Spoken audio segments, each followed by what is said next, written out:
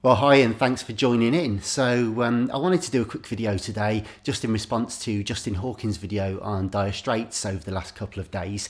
I found that really quite interesting because I'd only just subscribed to Justin's channel, Justin Hawkins Rides Again. I highly suggest you check it out, it's brilliant. I went to see Justin when he played for the Darkness on their first album, Permission to Land, a few years ago now. I still got the CD for those that had their music pre-download, as it were, and also before we could really learn to sort of play by ear.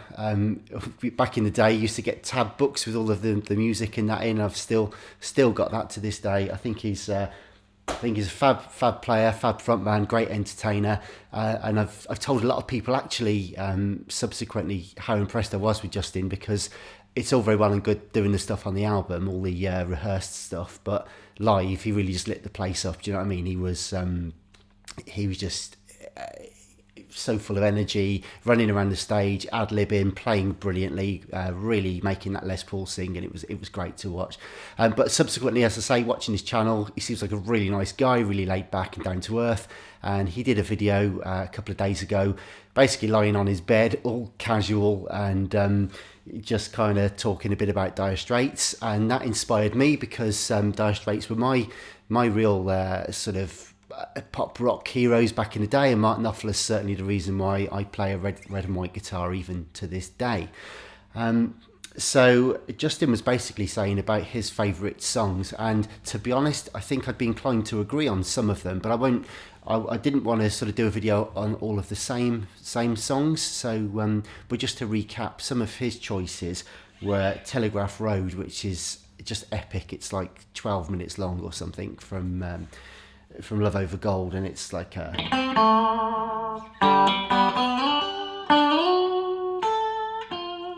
it's just so melodic. A really beautiful piece of work.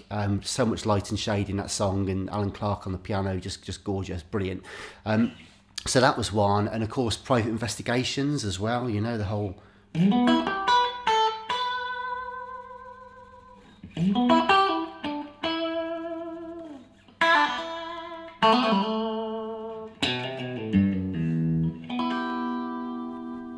You know, what's not to love about all that atmospheric, moody 80s stuff? Fantastic.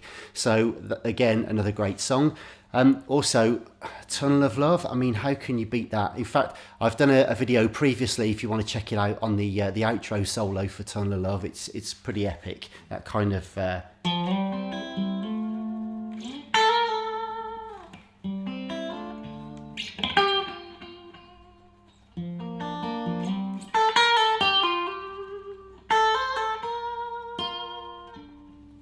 That kind of thing, and it just goes on, and Justin goes on in his video to talk about all of the different techniques and things you can do over a fairly basic set of chords, so I won't echo that here, but suffice to say, brilliant, and I agree.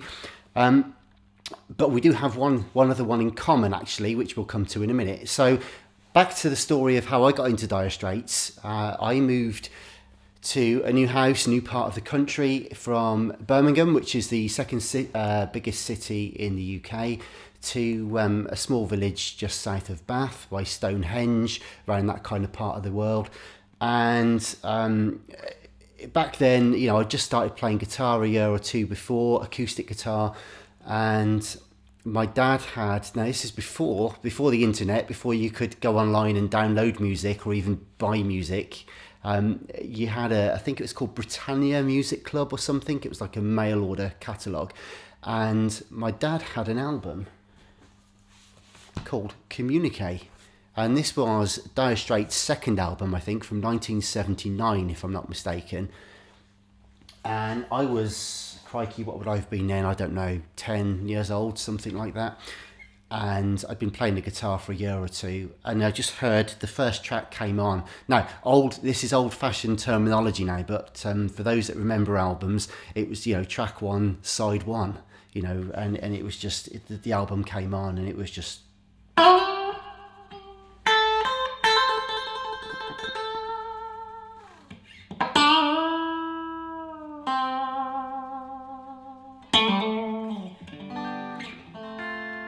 And that was the first time I'd really heard a Strat, you know, and I still remember it to this day, because it was just, from all the other music that was around and about at the time, and even my dad's stuff, you know, listened to maybe Eric Clapton and Bruce Springsteen, the Stones, the Beatles, but there weren't really any guitars that just sort of sang and had a voice of their own. And as I say, you know, this, what a way to start an album. Do you know what I mean? How brave, just to have the voice of the guitar. It was just beautiful. I loved it. And I was hooked, and that was it then. From there on in, I wanted to learn electric guitar. And so Once Upon a Time in the West, which indeed that track is, became one of my all-time favourites. There's a real kind of, there's a real groove to it, but the solo is just beautiful. It's got a lot of arpeggios around the chorus. And there's it's just A minor, D minor, you know, that kind of stuff. So it's just,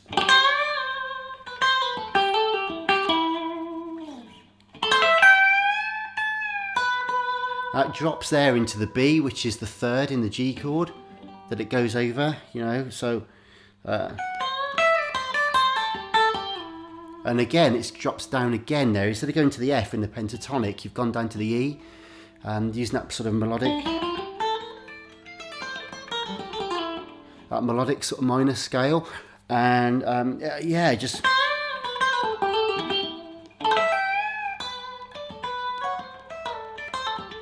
then you've got that, you know, then over the chords, you know, and the D minor.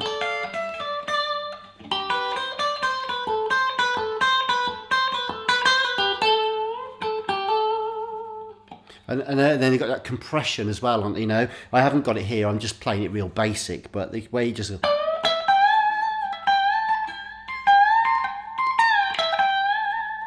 he just comes screaming back into that high A notes, you know, ready for the A minor of the next verse.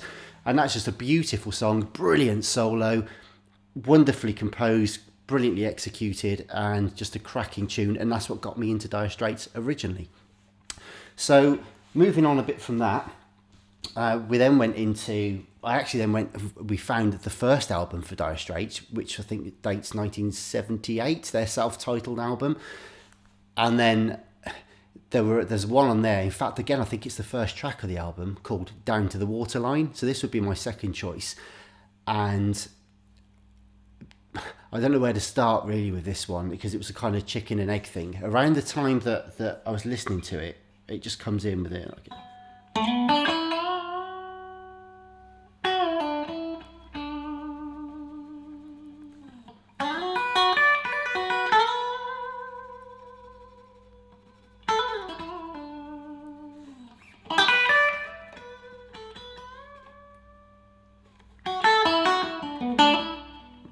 just very atmospheric, you know, the old waterways and the riverside, and you had that whole kind of, that sort of almost chicken picking stuff. And the chord sequence in that, you know, it's got B minor, F sharp minor. So you got,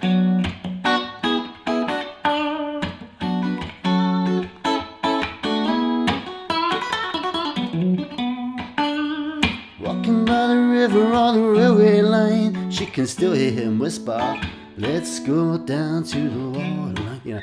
And it's just, wow, what a tune, just brilliant. Anyway, so I fell in love with that one. And then around that time, my dad had just got his first, I think, electric guitar, like an old Telecaster copy.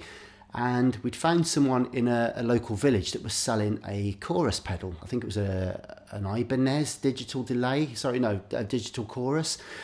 And it was the first time I'd ever seen a real Strat. And it was an Olympic white. I can still remember it to this day, and it's got to be 35 years ago, something like that. It was an Olympic white 70s Strat, big headstock, the whole thing, just amazing. And he was in his shed. It's where he kept all his kit. I think that must have been his man cave. Even then, the guys had their man caves. And he just got this guitar out, and this Strat, and he went,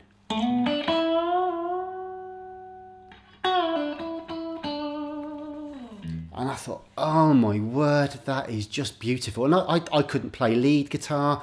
I'd never even seen anyone play a lead guitar before, and to watch someone actually play like individual notes and make it sound nice for the first time in my life in real person, I was amazed, and I still remember it to this day. Just fantastic. So, and the solo in Down to the Waterline as well, you know, I mean, it's just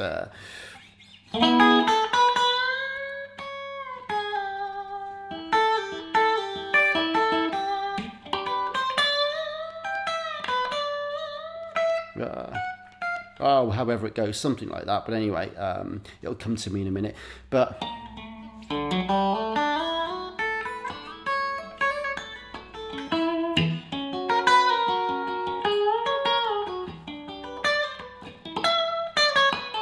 something along those lines, I forget exactly, but it just the way it sort of traced the chords and followed the chord pattern around, and just brilliant. I loved it. What a tune, and just, yeah, what a song. So Down to the Waterline, highly recommended for sure.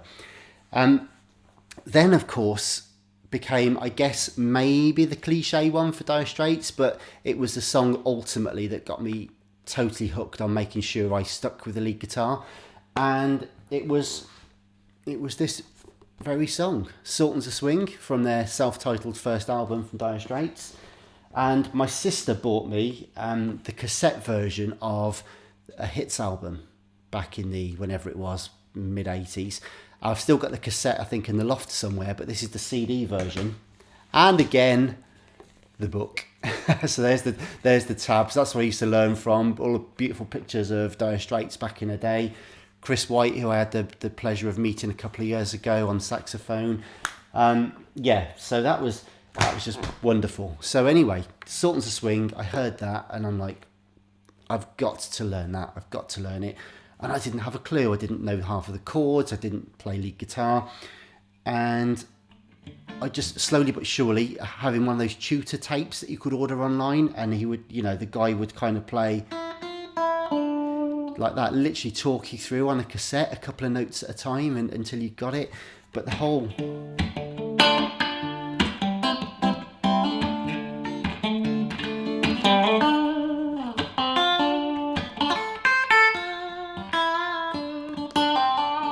the whole basically beautiful.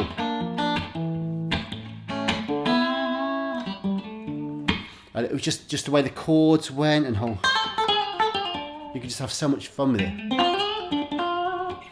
And again, you know, it was pentatonic stuff primarily. It's actually, I think there's some like melodic minor stuff in there again, but primarily pentatonic, D minor, and just kind of easy to play, but then to play it properly is some real finesse, you know. Because there's lots of blue notes and melodic minor scale notes if you want to, so you can do the later jazzy version that I used to play on the Pentasur, but I still love to just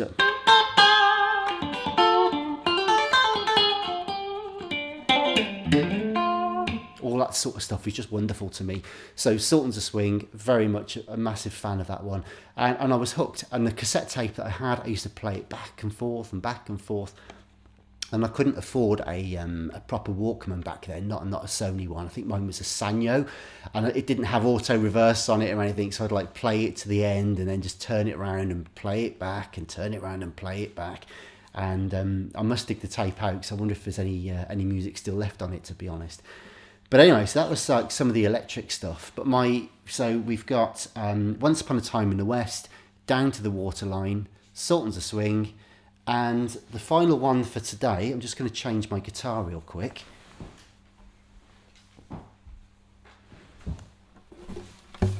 Was again one of the choices that Justin put forward. And you can tell probably already, it's Romeo and Juliet.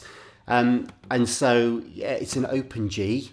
So it's quite an interesting one because I do play a bit of sort of 5-string banjo and stuff as well, and some of the chords are very similar with the drone notes. So the tuning on this, in open tuning at least, you've got 3 Ds and you've got 2 Gs and 1 B. But it's capoed up to the 3rd fret, so instead of being in G, it's actually in open B flat effectively. And what's interesting about the song for Romeo and Juliet, For those that aren't sure about the tuning or haven't used this particular tuning before, you've just got to think about it as, because you've dropped some of the strings like a whole tone, you've then got to make them back up again on the chords to get this. So that would be a D chord, for example, except this time you'd be over an F bass, like so. It's in open B flat because it's in open G tuning, but it starts in F and resolves down to the B flat. Yeah, so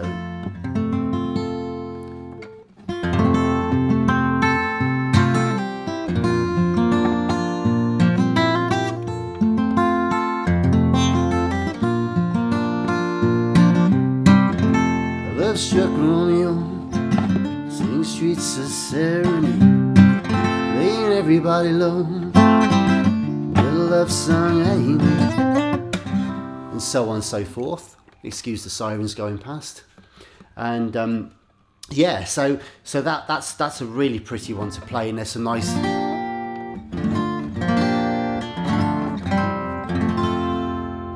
some beautiful chords, and of course because it resolves on the F and you've got the F bass, even though it's a fretted chord in an open tuning, it still rings and it's gorgeous. So, and that's a nice one, and I particularly enjoy that because it requires a different tuning to standard. It is a pain if you're playing it live because you've either got to take a second guitar, of course, or tune it and then tune it back and hope you don't bust a string or in the process of stretching out the strings. I did have, and I did a video on it, a Fender Roland VG Strat that had the open G tuning as one of the presets. That was always quite handy. But I've got friends that play this song live. One of them, in fact, fronts a Dire Straits tribute band. He plays in regular tuning and kind of just plays the regular chords, which sounds okay, but for that true authentic feel, yeah, you need to pick the individual notes through the pattern, so they need to be in the correct tuning, really. And so it's fun to play. There's a lot of discipline with regard to the finger picking, the open chords. There's some quick little bits in there as well, to be fair. But it's a beautiful song. It sounds great. It's a lovely one to play. It's a great party piece, and it's one of the Dire Straits songs that you could actually just pick up a guitar and play it and sing it, and you don't need a band. You know, you can literally play the whole song start to finish, and it is beautiful, and people do enjoy hearing it. So yeah, so that's my take on some of my favourite Dire Straits songs. And as I say, I mostly did really, in some respects, agree with Justin Hawkins on his video, which I thought was excellent. But I thought I'd put my 2 pence in as well. And if you want to check out some of my videos, that'd be awesome. Please like this one if indeed you did, and subscribe. Most of my, I think 95% of my views come from non-subscribers. So if you would subscribe, that would really help the channel, and we can grow together, which would be brilliant. I'd love that.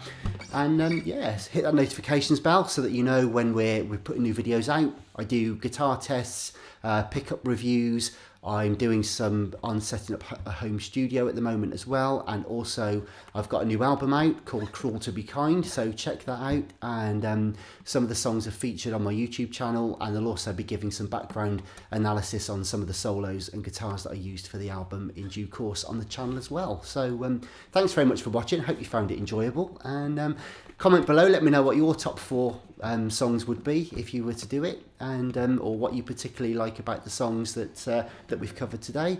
And I'll be back soon. Thank you. Bye.